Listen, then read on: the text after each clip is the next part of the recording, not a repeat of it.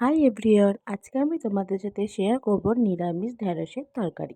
এরকম নিরামিষ ঢ্যাঁড়সের তরকারি বানানো যতটা সহজ, খেতেও কিন্তু ততটাই মুখরোচক। চলো দেখা যাক এটা আমি কিভাবে বানাচ্ছি।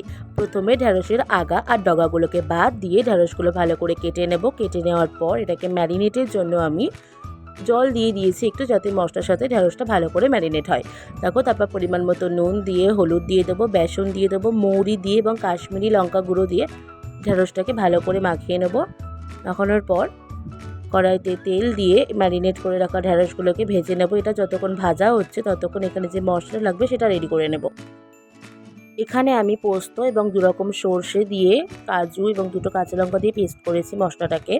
তারপর এখানে দেখো ঢ্যাঁড়সটাও লাল লাল করে ভাজা ভাজা হয়ে এসছে। ঢ্যাঁড়সটাকে তুলে নেব। নেওয়ার পর ওই তেলের মধ্যে কালো জিরে ফোড়ন দিয়ে টমেটো দিয়ে দেবো। হলুদ লঙ্কা নুন দিয়ে টমেটোটাকে ভালো করে ভেজে নিয়ে আগে থেকে করে রাখা মশলাটাকে দিয়ে, মশলাটা যখন লাল লাল করে ভাজা ভাজা হয়ে যাবে তার মধ্যে পরিমাণ মতো জল দিয়ে এটাকে কিছুক্ষণ ফুটিয়ে নেব।